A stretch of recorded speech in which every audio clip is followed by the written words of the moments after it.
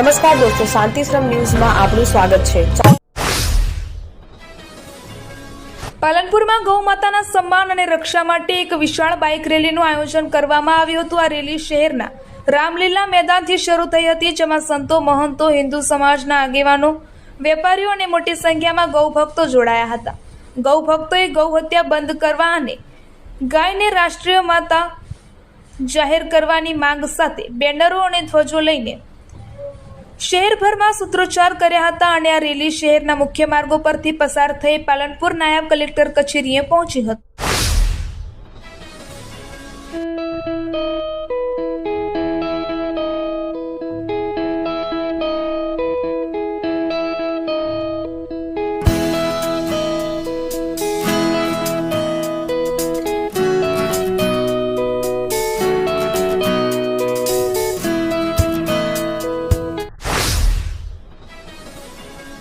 થરાદ પોલીસે રાહ ગામની સીમમાંથી થરા રાહ રોડ પરથી નંબર પ્લેટ વિનાની સ્વિફ્ટ કારમાંથી વિદેશી દારૂનો મોટો જથ્થો ઝડપી પાડ્યો છે।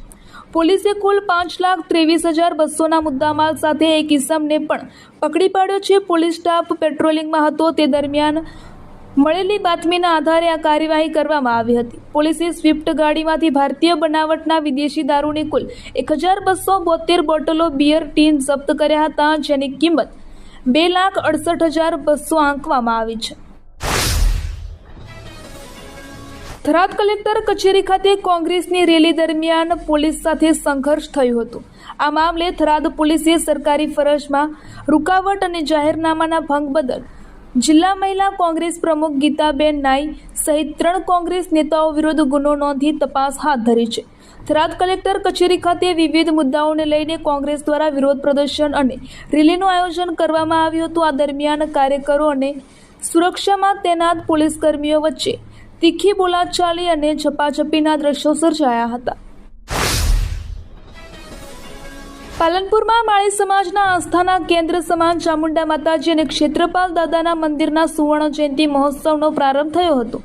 આ ભવ્ય અને ધાર્મિક મહોત્સવની ઉજવણી ઉત્સાહભેર શરૂ થઈ હતી। મહોત્સવના પ્રથમ દિવસે પાલનપુર માળી સમાજ દ્વારા માતાજીની ભવ્ય શોભાયાત્રા યોજાઈ હતી। આ શોભાયાત્રામાં સમાજના મોટી સંખ્યામાં લોકો ઉમટી પડ્યા હતા। પાલનપુર તાલુકાના ચડોતર ગામના બાલાપીર વિસ્તારમાં આવેલા આંગણવાડી કેન્દ્ર 2 ખાતે નવા નંદઘરનો શુભારંભ કરવામાં આવ્યો છે। સરપંચ પ્રિયંકાબેન લગોટીના હસ્તે તેનું ઉદ્ઘાટન કરવામાં આવ્યું હતું। આ નંદઘરનું બાંધકામ રાજ્ય સરકારના GSPCના સહયોગથી આધુનિક સુવિધાઓ સાથે કરાયું છે। આ કેન્દ્ર નાના બાળકોના સર્વાંગી વિકાસ માટે મહત્વપૂર્ણ સાબિત થશે અને આંગણવાડી કેન્દ્રને વધુ સુવિધાસભર બનાવશે। આ પ્રસંગે ICDS વિભાગના બ્લોક કોઓર્ડિનેટર કિરણભાઈએ સરકારના બાળ કલ્યાણ વિભાગની વિવિધ યોજનાઓ વિશે માહિતી આપી હતી। આ કાર્યક્રમ દરમિયાન નાના બાળકો, માતાઓ અને વાલીઓની ઉપસ્થિતિમાં આનંદમય વાતાવરણ સર્જાયું હતું।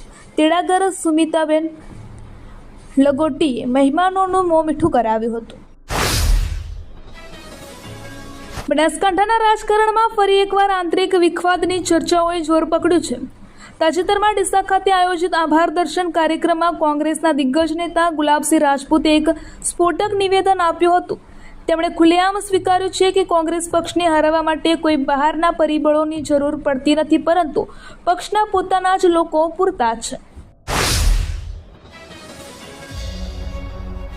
ઉત્તર ગુજરાતનો એકમાત્ર multi city mall happy mall જે આવેલ છે જિલ્લાના વેપારી મથકો દિયોદર, ભાભર, રાધનપુર, વારાહી અને થરાદમાં, જ્યાં મળશે આપને વ્યાજબી દરે જીવન જરૂરિયાતની તમામ વસ્તુઓ તેમજ કપડાં, ગિફ્ટ આર્ટિકલ, પ્લાસ્ટિકની તમામ સામગ્રી, ક્રોકરી અને બીજું ઘણું બધું વધારે। તો આજે જાઓ હેપી મોલ અને કરો ખરીદી તમારી મનગમતી વસ્તુઓની।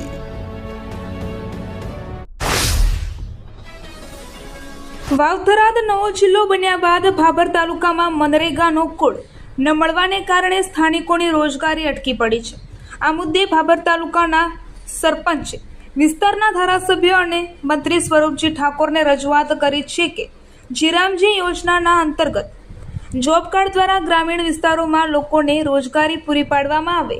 અગાઉ બનાસકાંઠા જિલ્લાનો ભાગ હોવાથી આ યોજનાનો લાભ લોકોને મળતો હતો અને યોગ્ય મહેનતાણું પણ ચૂકવાતું હતું, બનાસકાંઠા જિલ્લામાંથી વિભાજન થઈ વાવ-થરાદ નવો જિલ્લો બન્યા બાદ ભાભર તાલુકા માટે જીરામજી યોજનાનો નવો કોડ જનરેટ થયો નથી. આના પરિણામે હજારો લોકોની રોજગારી બંધ થઈ ગઈ છે.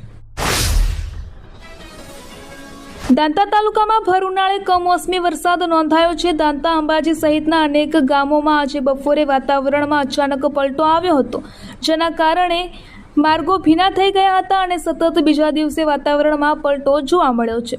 આજે બપોરના સમયે આકાશમાં કાળા ડિબાંગ વાદળો છવાઈ ગયા હતા. અમુક ગામોમાં વરસાદી છાંટા પડ્યા હતા, જેના પરિણામે રસ્તાઓ પર પાણી ફરી વળ્યા હતા અને માર્ગો ભીંજાયા હતા.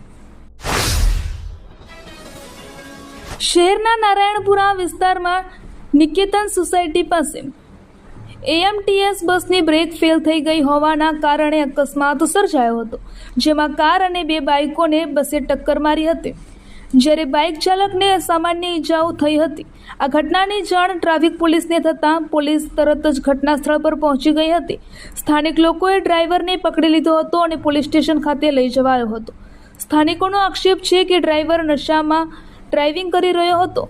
જો કે હાલ સમગ્ર મામલે ટ્રાફિક પોલીસ દ્વારા કાર્યવાહી કરવામાં આવી રહી છે. રાજ્યમાં છેલ્લા 2 દિવસથી સૌરાષ્ટ્ર અને ઉત્તર ગુજરાતના કેટલાક વિસ્તારોમાં વરસાદી માહોલ જોવા મળી રહ્યો છે, તો બાકીના શહેરોમાં આકરો તાપ પણ પડી રહ્યો છે. છેલ્લા 24 કલાકમાં રાજ્યના 7 શહેરોમાં તાપમાનનો પારો 40 ડિગ્રીને વટાવી ગયો છે. છેલ્લા 24 કલાકમાં નોંધાયેલા આંકડા મુજબ સૌરાષ્ટ્રનું રાજકોટ 42.90 સેલ્સિયસ મહત્તમ તાપમાન સાથે દેશનું સૌથી ગરમ શહેર નોંધાયું છે. તે સિવાય અમરેલી, સુરેન્દ્રનગર અને વડોદરામાં પણ ગરમીનું જોર વધુ જોવા મળી રહ્યું છે. ગઈકાલે ભાવનગર, ગીર સોમનાથ, મહીસાગર, હિંમતનગર, ભરૂચ સહિતના જિલ્લાઓના છૂટાછવાયા સ્થળોએ કમોસમી વરસાદ પણ ખાબક્યો હતો.